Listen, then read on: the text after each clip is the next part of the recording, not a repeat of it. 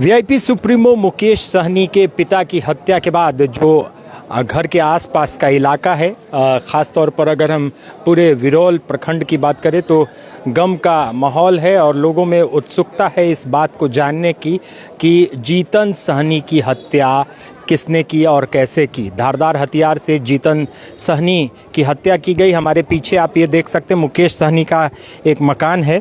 हालांकि इस मकान में जीतन सहनी नहीं थे, जो इनका पुराना एक मकान है। इस मकान के कुछ 100 मीटर दूरी के पास वहाँ पर इनकी धारदार हथियार से काट कर एक दो बार नहीं बल्कि कई बार इन पर हमला किया गया और इनको मौत के घाट उतार दिया गया। क्या सूचना आप लोग को मिली, कैसे पता चला? हम गांव में नहीं थे सर। नहीं देखे हैं तो देख सकते हैं आप पूरा नज़ारा।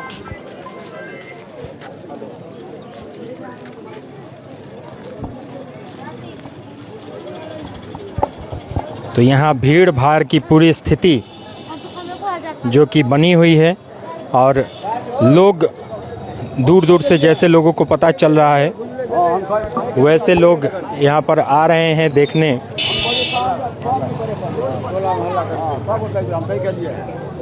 और प्राथमिक रूप से जो पुलिस की तरफ से प्राइमा फेसी बताई जा रही है कि चोरी के लिए कुछ लोग घुसे होंगे और संघर्ष में उनकी हत्या की गई, लेकिन ये प्राइमा फेसी है। इसके बाद अभी देखना पड़ा। कौन होल्ड पे लगा?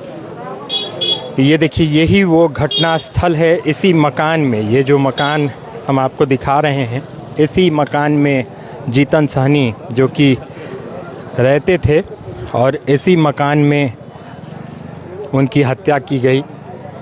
ये अर्धनिर्मित मकान है, निर्माणाधीन मकान है और इसी में जीतन सहनी जो कि अकेले थे और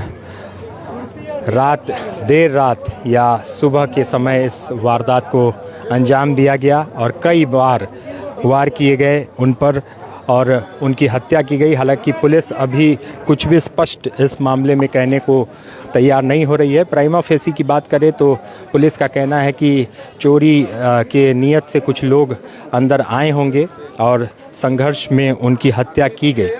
हालांकि इस पूरे मामले के लिए एसआईटी का गठन कर दिया गया है और पुलिस अब छानबीन कर रही है। एसआईटी भी पता लगाने की कोशिश करेगी कि किन परिस्थितियों में और किस लिए इनकी हत्या की गई। हालांकि अगर आप बॉडी को देखेंगे तो जिस विभत्स तरीके से बॉडी को छत विछत किया गया है, उससे कोई दुश्मनी की बात भी हो सकती है। हालांकि ये पूरा छानबीन का मैटर है जो कि पुलिस अब ये करेगी। आप आसपास देख सकते हैं कि पुलिस फोर्स को भी भरा गया है और लोगों में ये चर्चा का विषय बन गया है, क्योंकि मुकेश सहनी जो कि वीआईपी पार्टी के सुप्रीमो हैं, बिहार के बड़े मल्लाह नेता मुकेश सहनी हैं और लोकसभा चुनाव में भी खूब चर्चे में रहे मुकेश सहनी तेजस्वी यादव के साथ।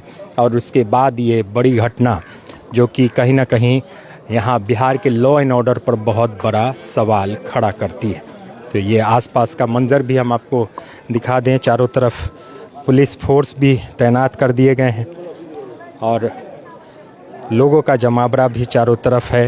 ये वही इलाका है, यहीं पर ये वही मकान है जहां पर मुकेश सहनी के पिता अकेले रहते थे।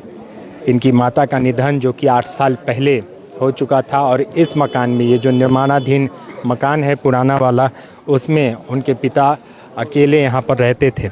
और मुकेश सहनी जो कि मुंबई में है और मुंबई से निकल चुके हैं।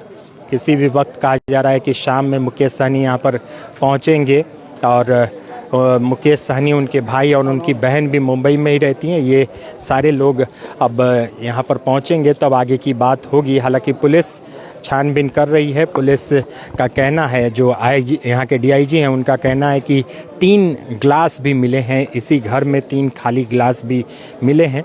उसके निशानदेही पर भी छानबीन की जाएगी कि जो मर्डरर था, जिसने हत्या की है, वो फ्रेंडली था या फिर अनजाना था, ये भी बात सामने आ रही है। अगर 3 ग्लास मिले हैं पुलिस को तो एक तरह से आप ये कह सकते हैं कि कुछ हो सकता है कि फ्रेंडली हो, मर्डरर जो हो वो जीतन सहनी को जानता हो और उसने मतलब जान पहचान में घर के अंदर जाकर ये हत्या की है, क्योंकि जिस तरीके से हत्या की गई है और जिस हिसाब से बॉडी को शत बिशत किया गया है उसे देखकर ये निर्मम हत्या निर्दयी तरीके से, और एक बार वार नहीं किया गया है बल्कि कई बार वार किए गए हैं, जो कि बहुत देखने लायक स्थिति में शव नहीं है, बॉडी नहीं है।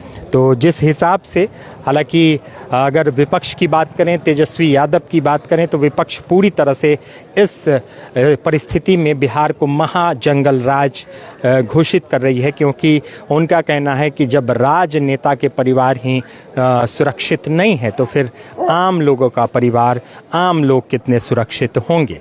हालांकि जंगल राज की बात जो कि जेडीयू और एनडीए हमेशा कहती है, जो कि लालू यादव का शासनकाल था उसे जंगल राज की संज्ञा दी गई थी, लेकिन अभी जो स्थिति है लॉ एंड ऑर्डर की, उसको देखते हुए विपक्ष अब उल्टा जवाब दे रहा है एनडीए को कि ये कौन सा मंगल राज है, ये क्या है जब राजनेता के परिवार के लोग ही सुरक्षित नहीं हैं। और देखिए कि बहुत बड़ा कद है बिहार में मुकेश सहनी का। विकासशील इंसान पार्टी के राष्ट्रीय अध्यक्ष हैं, पूर्व मंत्री रह चुके हैं, मल्लाह समाज के बड़े नेता, और अभी इंडिया अलायंस में लोकसभा चुनाव में एक अच्छी खासी भूमिका में, और बिहार के मल्लाहों को एकजुट करने का दायित्व जो कि मुकेश सहनी को मिला था, और उनका कद कहीं ना कहीं आप देख सकते हैं कि बड़ा कद मुकेश सहनी का। और ये जो घटना हुई है, इनके पिता की हत्या हुई है, तो राजनीति तो शुरू हो चुकी है। विपक्ष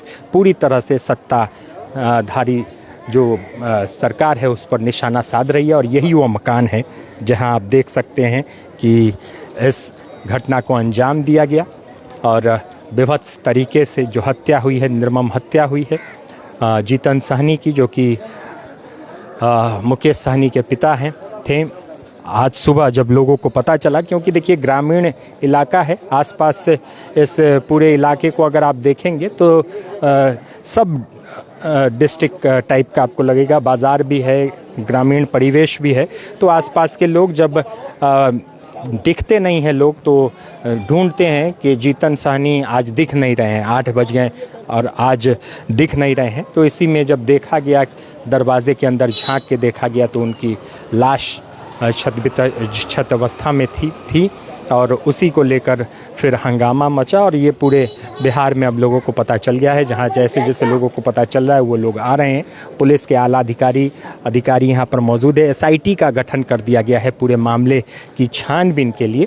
और मुकेश सहनी जो कि मुंबई से चल चुके हैं और शाम तक या 8-9 बजे रात तक वो यहाँ पहुँच सकते हैं, ये सूचना अभी तक मिली है। तो आगे भी देखते रहें, आपको हम इस पूरे घटनाक्रम के बारे में आगे दिखाएंगे। बने रहिए हमारे सहयोगी सरोज कुमार गुप्ता के साथ। मुझे मुकेश चौरसिया को दीजिए इजाज़त। नमस्कार।